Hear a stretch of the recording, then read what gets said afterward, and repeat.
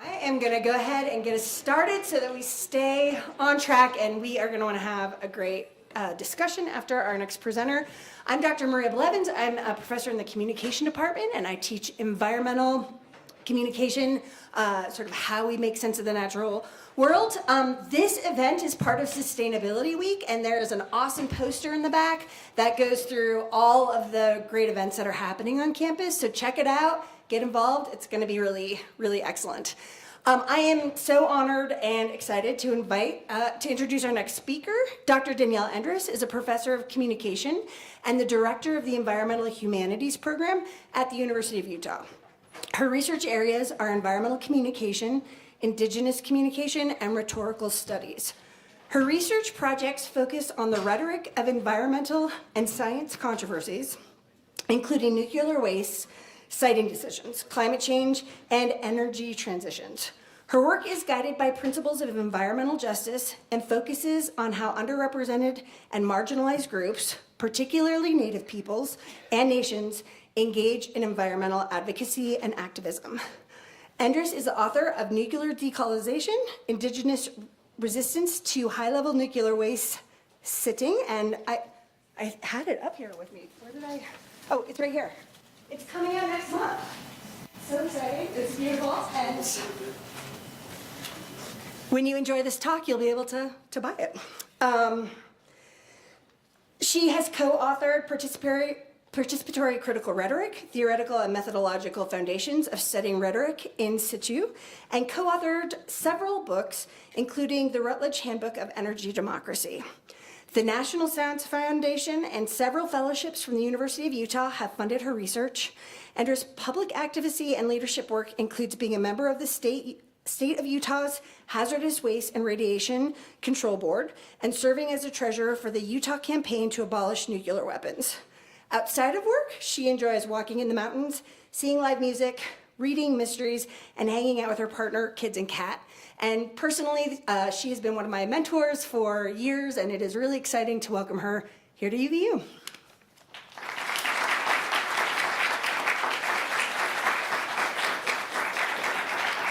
Thank you so much. Thank you, Maria, for that wonderful introduction. And it's a real pleasure to be here and to be invited by Maria. And I am just struck by how beautiful your mountains are and the views are from all of your buildings.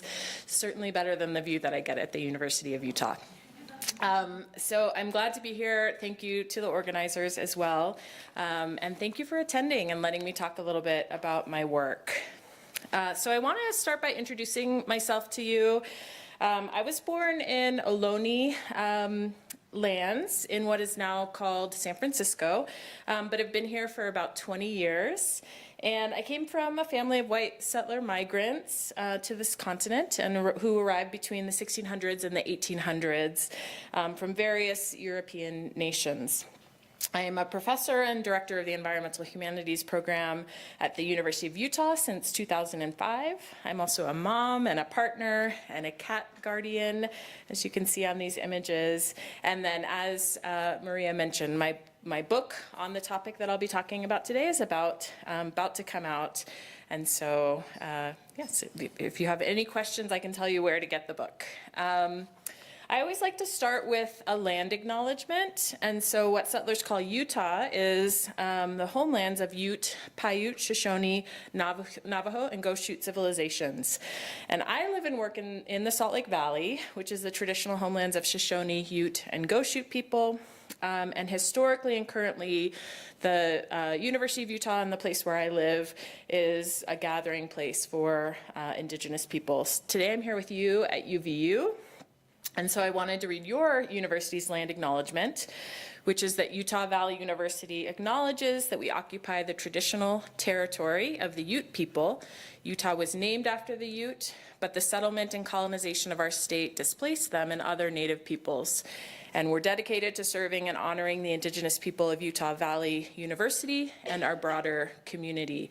And I think it's important because of the work that I do in amplifying the voices and perspectives of Native nations to always begin with a land acknowledgement and then think about the ways that my research and advocacy can do more than simply acknowledge land. And so you'll hear that one of the ways I do that is through telling the stories of Western Shoshone, Southern Paiute, and Skull Valley Goshute activists.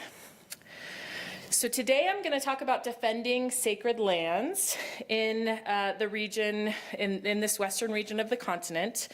The research that I will be presenting is also based in relationships with Western Shoshone, Southern Paiute, and Skull Valley Goshute peoples and lands, within which 2 high-level nuclear waste sites were proposed and defeated by Indigenous peoples and nations who viewed their lands not as wastelands, but as sacred sites.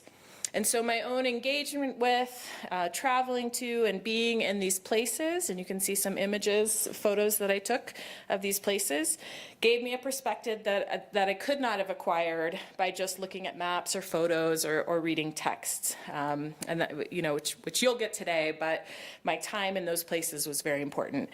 Spending time in these places enhanced my ability to understand why Western Shoshone, Southern Paiute, and Skull Valley Goshute people and nations see these lands as sacred and worthy of protection. So I wanted to tie into the goal of this year's symposium, which is showcasing the ways in which the natural environment is never one thing, but presents itself quite differently to different individuals and institutions, depending on what goals, activities, and experiences and perspectives they bring to their interaction with the environment. And so my talk is focused on 2 ways of highlighting this plurality of perspectives on the environment. First, I'm looking at Indigenous perspectives on the environment and the more than human world, and that for many, that's a different way of looking at the environment than a Western or European settler perspective. Western settler perspectives on the environment often assume that it's a resource for humans, whether that to be promote energy, recreation, or building materials. Indigenous perspectives of the environment, on the other hand, assume that it's a relation, it's akin, and the environment is an ecology of more than human beings, which are rocks, plants, animals, waters that are not resources, but instead are kin. And as Winona LaDuke tells us, Native environmentalism is about lands, a topic we will return to as my presentation proceeds.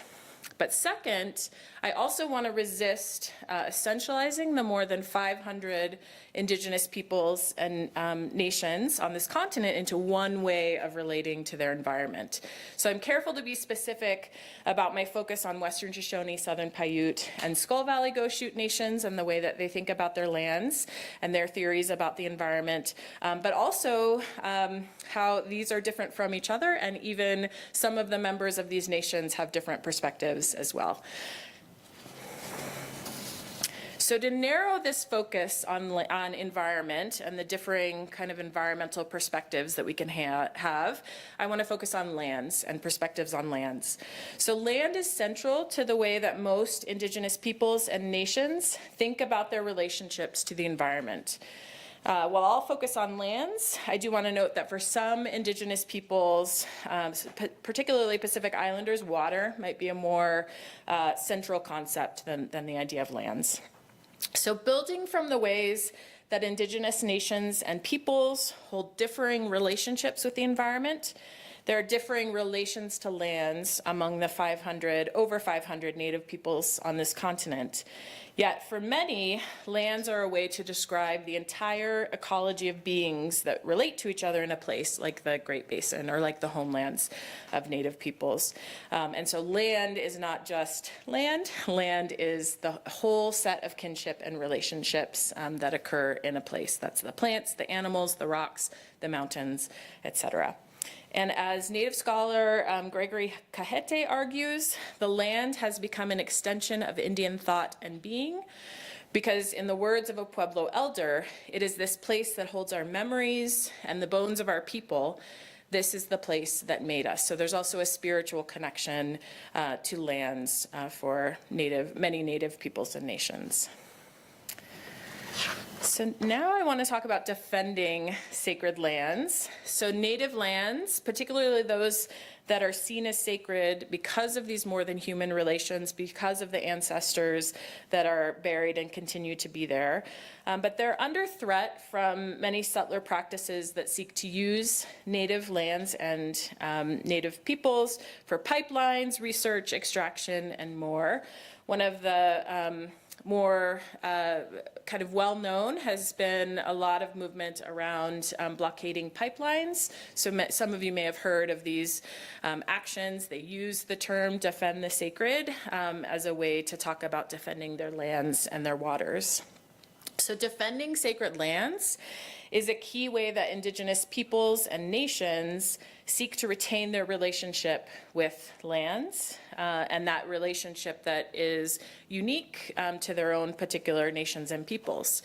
And Leon Simpson tells us that Indigenous bodies do not relate to this land by possessing it or owning it or having control over it. We relate to land through connection. And so there she is highlighting what she sees as a difference from Western settler perspectives on land that tend to, not every settler does this, but that tend to focus on ownership and control of resources. So within this broader category of defending the sacred or lands protection, I'm going to highlight a form of lands protection that was used by Western Shoshone, Southern Paiute, and Skull Valley Goshute people and nations to prevent 2 high-level nuclear waste sites from being built on sacred lands. Before I do so, I want to talk about nuclear decolonization. This is an Indigenous theory of social change. Nuclear decolonization describes Indigenous-led efforts to enact sovereignty towards protecting relationship with lands, lifeways, and sacred practices from nuclear technologies, the harms of nuclear technologies. This describes a lot of different movements, such as nuclear-free zones, banning uranium mining on native lands. The Navajo have done this, for example, stopping nuclear testing on native lands, and more. But in the book, I argue that nuclear decolonization is a mode of survivance, putting together survival and resistance, that is what that term is, that envisions and enacts futures without the harms of nuclear technologies, or in this case, nuclear waste, the harms that having nuclear waste in one's homelands could bring. So nuclear decolonization is sort of the counterpoint or the counter story to nuclear colonization, which describes the ways that the entire life cycle of the nuclear production process has disproportionately impacted Native and Indigenous people, not only on this continent, but also worldwide, globally. We can see instances of this in what's now called Taiwan. We can see it in areas of Africa and Australia as well. So as I discussed in the previous slide, the production of nuclear weapons and nuclear power have harmed Native peoples on this continent through uranium mining and the illnesses and deaths that came from that, nuclear testing, nuclear bomb production, nuclear energy production, and again, of importance for my own research, the nuclear waste. So nuclear waste as the byproduct of all of these nuclear technologies. So although nuclear colonization and decolonization pertain to all aspects of the nuclear production process or the life cycle of any nuclear technology, my research is, as I've said, focused on high-level nuclear waste siting. Nuclear waste is the byproduct of any nuclear technology. It's radioactive, meaning that it can harm people, it can harm environments. It comes at different levels of radioactivity, different levels of harm, different half-lives, meaning that it can stay in the environment for different amounts of time. And so what the U.S. classifies as high-level nuclear waste is the hottest and most dangerous and most long-lasting forms of waste that come from nuclear weapons and nuclear power. And those wastes are not safe to be out in the environment. They need to be contained, and they need to be, the environment and humans need to be protected from these wastes because they could cause illness, they could cause death, they could cause ecosystemic troubles. So the United States needs a solution for high-level nuclear waste. We have nuclear weapons, we use nuclear power, and both of those produce high-level waste. That solution hasn't yet materialized, in part due to inequitable processes of decision-making that are calling for nuclear waste to be stored on native homelands where there are not nuclear power plants, native homelands where they're not benefiting from the positive aspects that we might see out of nuclear technologies. And so I'll talk about two sites. One you may have heard about because it's pretty close to where we are. This is the Skull Valley Goshute Reservation, and at that reservation there was a proposal to store high-level nuclear waste. And then there was also a proposal that you may have heard about as well, the Yucca Mountain proposal that's been going on for over 20 years as a site that was being considered for nuclear waste. So here's our map of where the Skull Valley Reservation sits in relationship to where we are today, and that was proposed to be on the Skull Valley Goshute Reservation. PFS, Private Fuel Storage, is a consortium of energy companies that proposed the temporary site and partnered with the tribal government of the Skull Valley Goshute. And they argued, because they were coming from the nuclear industry, hey, you federal government have not given us our waste site yet. The federal government, through a law, is required to store the nuclear waste from nuclear power. That hasn't happened. And so this group of corporations said, well, we'll do an interim or a temporary site while we wait for the government to open its facility. And so while the Skull Valley Goshute government supported moving forward with this waste site, there was a big contingent of Skull Valley Goshute members, people in that nation who fought tirelessly to prevent it. And this site was not built. There's more to that story, and I will happily answer questions about that in the Q&A. Yucca Mountain, then, is the proposed permanent high-level nuclear waste site in the U.S. nation.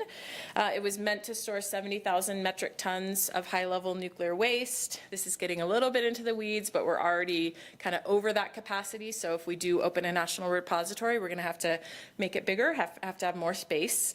And so Yucca Mountain is on federally owned land. It's right next to the Nevada test site, which is the site where 1,000 nuclear bombs were detonated to test them.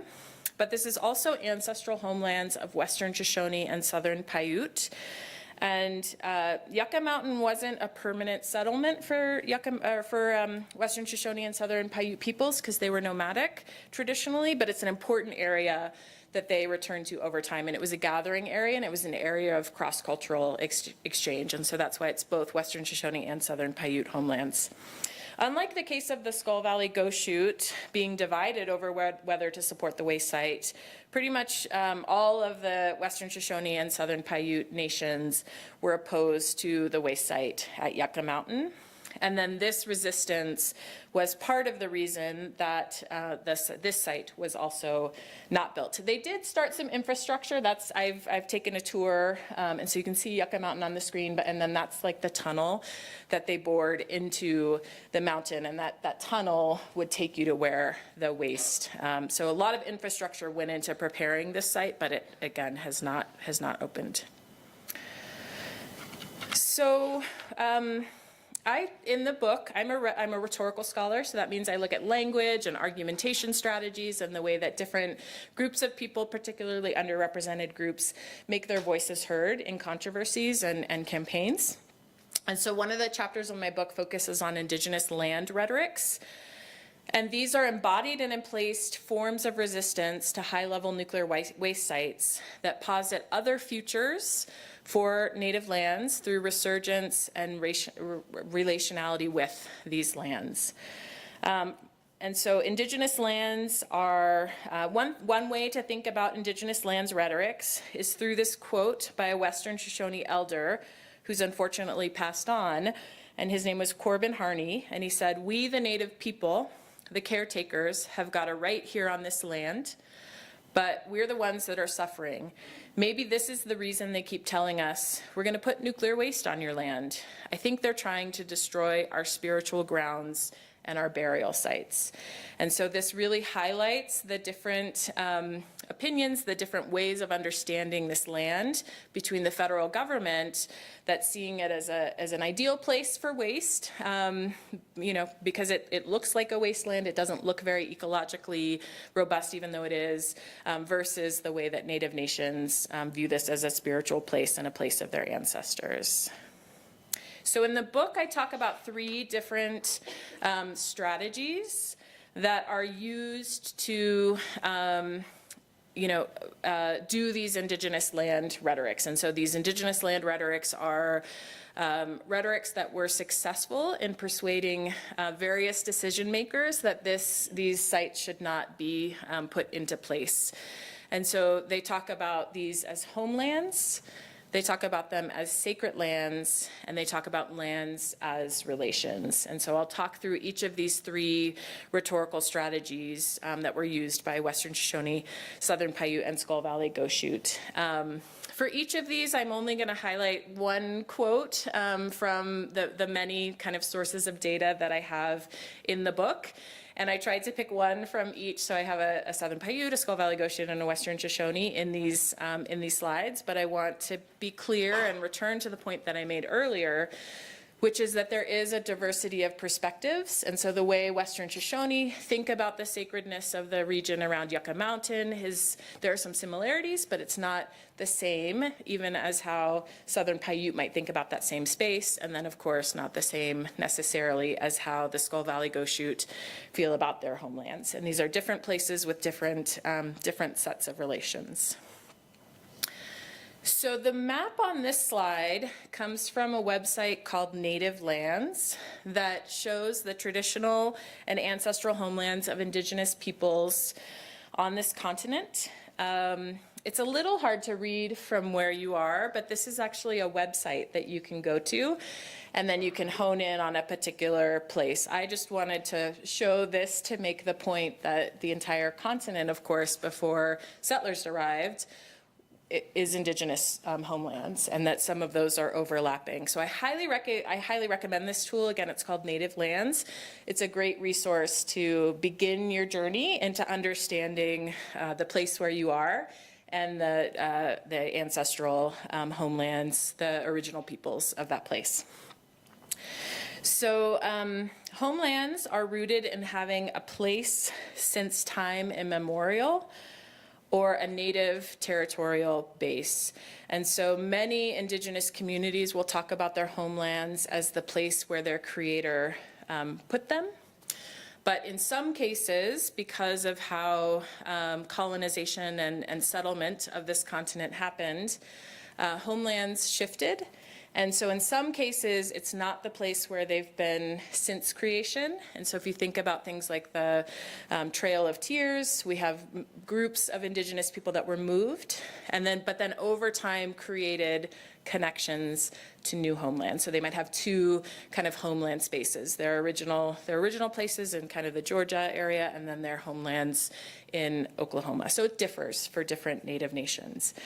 In the case of the Skull Valley, Goshute, Western Shoshone, and Southern Paiute that I cover in the book, they are all in places that they were placed by the Creator. So they were not, many of them were forced to move into smaller reservations that are not the entirety of the lands that they inhabited, but they're still in the place where their Creator laid them. And so in the book, I lay out the relationships between the two nuclear waste sites and the homelands of Skull Valley, Goshute, Western Shoshone, and Southern Paiute peoples and nations. And then I identify how each argued for the protection of their homelands from nuclear waste. And so here's just one example, and this is from Edward Smith, who is the former chairperson of the Chemehueve, Southern Paiute. Another thing I'll note here is that there's multiple Southern Paiute nations and governments and multiple Western Shoshone nations and governments. So Western Shoshone and Southern Paiute kind of occupied the entire region from California through Nevada up to a little bit of Utah. It was a broad region, and this was a nomadic group, and there were different bands. And then when treaty building came along and reservations started to be created, primarily the federal government, in working with some of these bands, sort of chose different places to place reservations, and then those became separate nations with their own governments. So Edward Smith is from the Chemehueve, Southern Paiute, which is just outside of Las Vegas.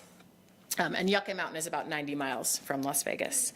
And so he says, our people have lived, traveled, worked, raised children, worshipped, harvested plants, animal, water, and mineral resources, and died in these lands for thousands of years. Our people were created on these lands, and even though we've been forced throughout history to give up and move away from many areas of our traditional homeland, this land is and will always be Indigenous land. And so that quote pretty definitively articulates that part of the reason they didn't want nuclear waste on this land is because it is seen as traditional homeland. And their argument is, even though we are not able to access this space as much because it's federal land, it's right by the Nevada test site, so most people can't get into this space, it is still Indigenous land, and it is still worthy of their protection. And so this highlights, again, the way that, that homelands, even if you're not currently residing on those, are still of importance to Native peoples and nations. So the second area that I talk about is sacred lands. And this, of course, is not a rhetorical form that is unique to Native nations. There are many religious groups that view land and landscape and places as sacred. Of course, we're in a place that's viewed as sacred by many different people, including Native nations.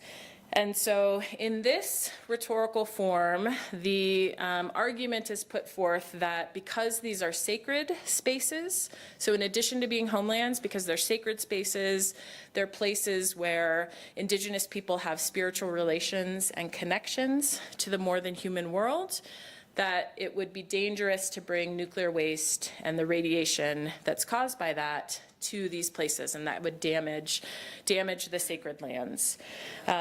There's a really interesting quote that I didn't include here that is by Winona LaDuke, who's a Native environmentalist, and she kind of makes the comparison to the way that in many forms of Christianity, you might see the church as the sacred space, and that's the place where people come and gather and do ceremony and celebrate. But for Native nations, for many Native nations, there's not a building. It is the relationships with the more than human world that create place. Some Native nations do have buildings in which they do ceremony as well.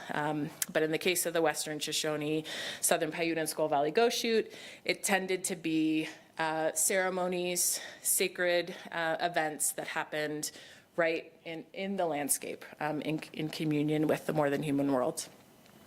So sacred lands rhetorics are pervasive for Indigenous peoples and nations because settler colonialism not only seeks to take away these lands, but also fails to adequately protect these sites from forms of encroachment that decrease the quality of spiritual experiences, such as viewing a place as a nuclear waste site. And so in some ways about thinking about land, we could sort of we could have an industry there, and then we could still have a sacred connection to that place, but that's not possible for the Western Shoshone, Skull Valley Goshute, and Southern Paiute. And so any sort of use of nuclear technologies and then the possibility of nuclear waste becomes something that degrades the sacred quality of that place, that threatens relatives, and so even the thought of having nuclear waste on these lands was very scary, and something that immediately these three nations fought against. So while these rhetorics occurred across both sites and all three Native nations, for this one, I chose an example from Margene Bull Creek. She was an elder of the Skull Valley Goshute. She has also since passed. And she was the main advocate in the Skull Valley Nation among the citizens who fought against the Skull Valley government's decision to store high-level nuclear waste. So again, with the Skull Valley Goshute, and I'd love to talk about this in Q&A, it's a more complicated case than the Yucca Mountain case, because half the tribe supported the nuclear waste site and half of the nation opposed the nuclear waste site. But those that were opposing, who were led by Margene Bull Creek, were leaning into these three rhetorical patterns that I'm identifying. And so the way she talked about this as sacred lands, and this was in an interview I did with her: cedar and sage are sacred here. I cut willow branches over there to cradle my babies like my mother did and my grandmother did. I felt I had to be outspoken or lose everything that is passed down from generations. These stories that we tell, they're sacred to us. But this nuclear waste will destroy who we are. And so clearly, again, articulating that argument that bringing nuclear waste, bringing something toxic, bringing something that could have negative impacts, not just on the people, but also the ecology, takes away the ability to have a sacred relationship, and then takes away the ability to be who we are. So many times when I talked with Margene before she passed, she would use the phrase, our culture, our religion is who we are as Native Americans. And so if we bring something in that's going to challenge that, it takes away, again, who we are. And we see that at the end of this quote.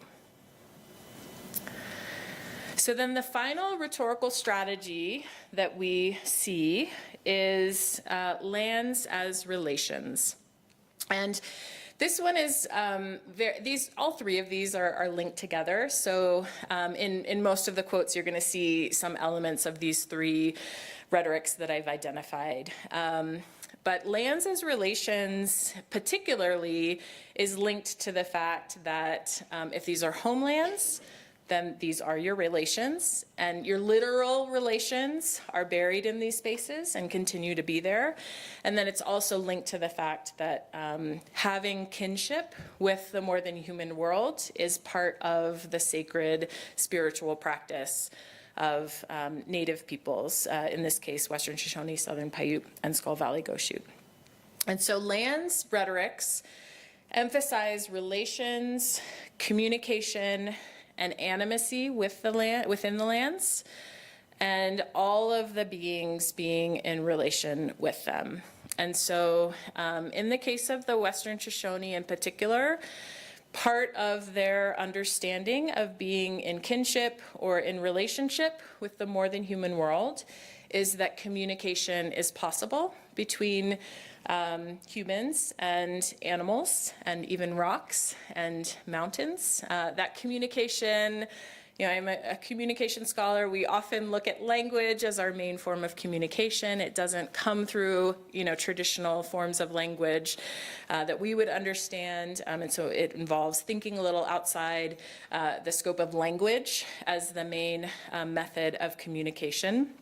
And so there's many elders that I've met through the course of my research that would tell stories about the ways that they had talked with springs, so like water springs, the way they had talked with animals, rabbits, running through the lands, and that those were kin and that every time they interacted with these lands, their prayers would invoke these relationships with mountains, springs, animals in those places. I pulled this piece of art. It's not Western Shoshone, Southern Paiute, or Skull Valley Ghost Shoot, but I just thought it was a beautiful piece of art by Lance Cardinal. He's an artist out of Toronto, I believe, a native artist out of Toronto, to kind of show these ways that that relations can occur.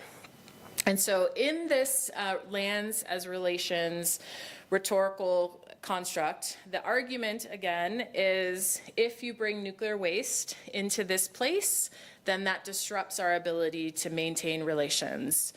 And really interestingly, mountains are particularly sacred for Western Shoshone and Southern Paiute folks. And so near Yucca Mountain, there are other mountains that are even more sacred than Yucca Mountain, but Yucca Mountain is also part of this. And so part of the spiritual practice is being in relation with the mountain and sitting with and listening to the mountain and what the mountain is going to say to you. So this example comes from Joe Kennedy, who also a former chairperson of the Timbuktu Shoshone Nation in this case. And he said, our traditional ties go back to Yucca Mountain.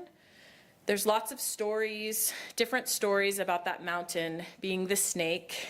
And, you know, we were always told that, you know, you mistreat that mountain, that it may someday, it'll spew out the poisons that'll affect all life as we know it. And so over and over again in the texts and the interviews and the interactions that I was having as I worked on this project, I heard this argument that Yucca Mountain was a snake. If I went back a couple of slides and you could see the picture of the mountain, it does sort of look like a snake, kind of weaving through this Great Basin and Range kind of territory. And so hearing that over and over again, and then the argument here is that Yucca Mountain will be angry if you put nuclear waste into it. And that's another quote that I highlight in my book. Yucca Mountain will literally become angry if we put this nuclear waste in. And then this argues that the disconnect in relationship between the people and the mountain will then lead the mountain to maybe spew it back out, to release those poisons, not safely contain them. That's really interesting because the theory of high-level nuclear waste siting is that we can't contain it well enough with engineered materials, so we actually need a mountain or some sort of a structure to contain it. And so then this perspective really challenges that and says, but if that's an animate being that's going to get angry about having nuclear waste inside it, that defeats the purpose of using a mountain as our method of containment for this dangerous waste. So, in closing, I want to leave us with 3 thoughts, and then I really look forward to some Q&A. I'd love to talk more about these sites. So the first point is that Indigenous land rhetorics, so as I've articulated them, homelands, sacred lands, and lands as relations, contributed to stopping the Yucca Mountain and Skull Valley nuclear waste sites. And I think it's an important moment to recognize. In my field of study in rhetoric, we spend a lot of time criticizing what we see as problematic language choices, or criticizing, and indeed much of my past research sort of criticized the way the federal government didn't listen to and erased the perspectives of Native nations. But this is a really important moment where we can celebrate and amplify a set of rhetorical strategies and tactics that worked. I'm not saying that the Indigenous resistors were the only people that stopped these 2 sites. There were non-Native people advocating against the sites, but they played a really crucial role, and that crucial role was in part by highlighting the way that their understanding of these lands, and as a result, their understanding of the environment was different and was in need of being protected. So that leads to the second kind of point of conclusion, which is that these rhetorics give us a window into alternate ways of thinking about lands and environments.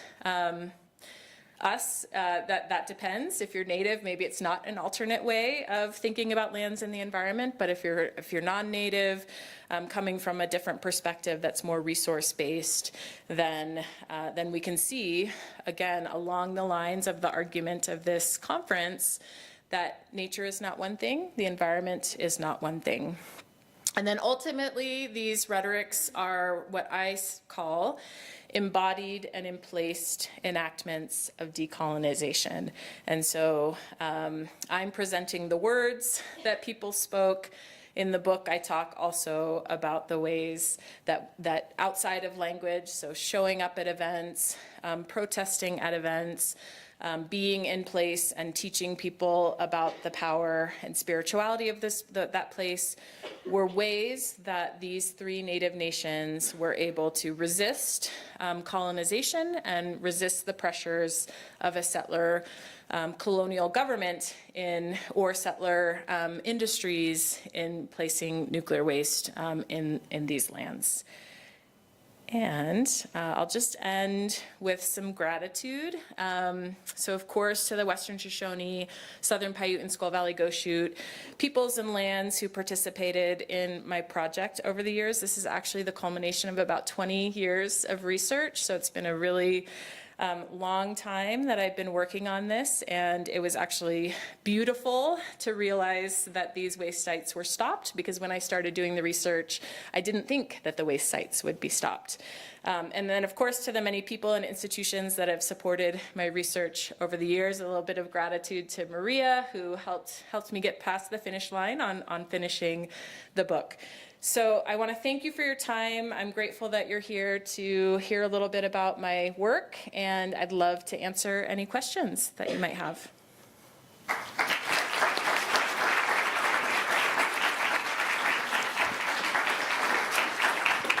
And we're recording this, so I am going to come to you with a microphone. And do you have your hand? I see an anticipator. No. Raise your hand. I'll come to you. Yeah.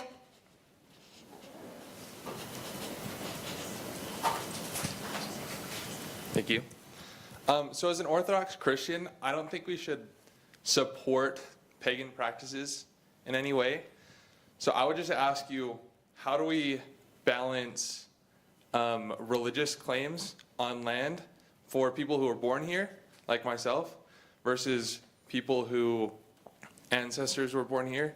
Is there a reasonable way to come to a center ground on things like this, or how would you suggest that? Yeah, certainly. Yeah, that's a great question. I think the first thing I'll say is to push back on labeling these as pagan practices, and that might just come from our different perspectives on life. I would argue that these are genuine and very legitimate sacred practices. But that question of when we have sacred practices that are coming into conflict, and we see this in a lot of different places, we're of course seeing this in Israel and Palestine right now, how do we work together, how do we kind of engage those conflicts?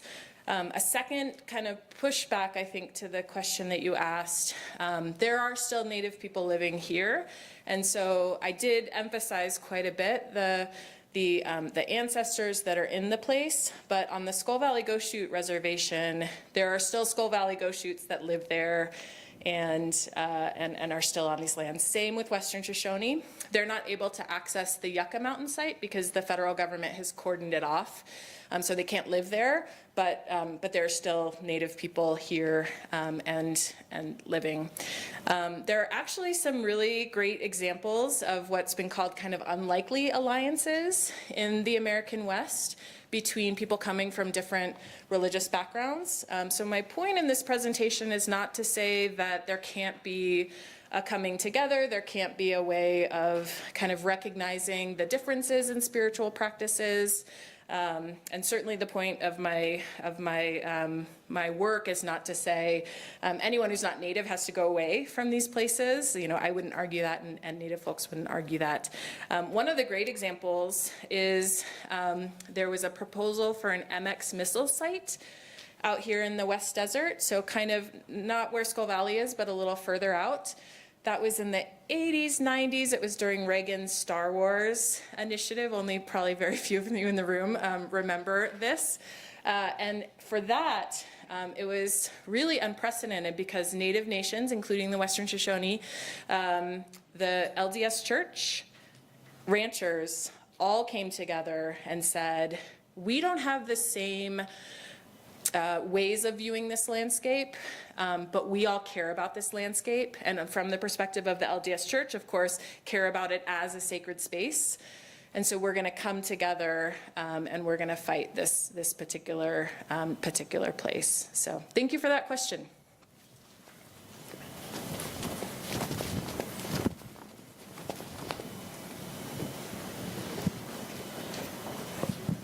So I feel like I've heard a lot of stories of like, them proposing to put nuclear waste somewhere and people always oppose it and then it, gets denied. But what I want to know is like, we have this nuclear waste, it's got to go somewhere. Does anyone ever like propose an idea of like, what the heck do we do with it? It's got to go somewhere. Yeah, and I spend a lot of time talking about this in the book, actually. And so I don't advocate for us to keep doing, what you're describing is called NIMBY sometimes, like not in my backyard. But if everybody says not in my backyard, then what do we do? And we do have lots and lots of high-level nuclear waste that's currently being stored on site at nuclear power plants, and then also at DOE and Department of Defense facilities. I think the argument that I make is that the process for identifying sites in the two cases that have come the closest, so the Yucca Mountain and the Skull Valley site, have been unjust and unequitable to the extreme, and that instead of and in both cases, it was sort of like pick a place and then try to justify it to the folks that live there. And actually, politics kind of played into it to some extent because this was the decision that the U.S. would store nuclear waste for nuclear power companies was made by Congress. And so states that had less congressional representation actually had less ability to fight these sites. And there's a great book called Nuclear Waste Stalemate that kind of makes that argument. So then what do we do? Well, my argument is it's pretty safe where it is right now on site. Eventually we do need to do something with it, but let's take the time to do a process that's consent-based, and that's actually the process that the Department of Energy has moved to. And so they are working with communities, and instead of seeking to get consent after the site is picked, they are waiting for communities from the very beginning of the process to say, yeah, we're interested in this. We're going to work together to implement a storage site. And actually, I think it's in Norway where that process went through, and it was more successful than the processes that we've had here in the U.S. But you're right. I mean, we do have to store it. So my question, and the question scholars that I work with, is how do we store it in a way that's the most democratic, the most just, and the most participatory, so that people who are actually going to be living by this have a say in the decision. Thank you. Great question. Great. Right there. Hi. I'm wondering what you would recommend for white people living in Utah to try and become A, more familiar with the land that we're taking up, and B, what we can do to just be gentler about the topic, because I mean, it gets much more than just like non-natives and natives, but with like white men specifically and feminist topics and whatnot. But what do you recommend we can do to educate A, ourselves, and B, those that are perhaps less open-minded to recognizing what we have done and what we continue to do? Yeah, great. Yeah, that's a wonderful question. I think that's why I spent a little bit of time on that native lands map. So I definitely recommend just starting with that, because that's a way to take any place in the country, any place on this continent, and see whose ancestral homelands those are. And then the next step would be to start to learn about those communities. And that website even says, okay, your next step is to go and find representatives from these tribal governments. Likely they'll have a web presence. Maybe there will be books written about them. I seek to try to read as much as I can from Native authors. It's a little bit of a contradiction because here I am, a white author that's asking people to read my book about Native nations. But at least to get started, read as many Native authors speaking about their own history around these lands as possible, and so that you can kind of really understand, and that's what I feel like I've done in this book, is really understand the history, the culture, the spirituality behind these rhetorical topics that I'm presenting in the book. And so that's really key. And then I think another really important thing is just to, be ready to be in conversation with folks and be ready to act as an ally as often as possible.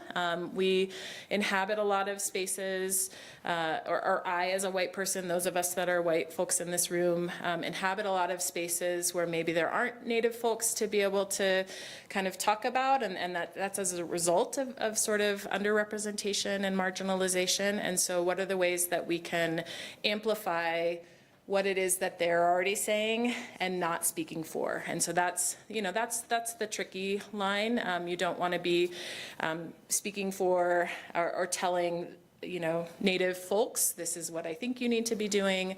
You need to listen really carefully, which is what I tried to do in my work, and then amplify what it is that they're saying. So I often say, I haven't created any new theories with this research. I'm just amplifying the theories that were created by the Western Shoshone, Southern Paiute, and Skull Valley Goshute folks that I was lucky enough to be able to learn from. And that feels like an awesome place to end it. I'm sorry to cut this conversation short. Sustainability Week, check out the rest of the great stuff happening. Our next panel that starts in about 10 minutes is a multi-disciplinary look at how this works, and come back at 1 o'clock for pizza and an engaging, interactive process. Thank you, Dr. Endres.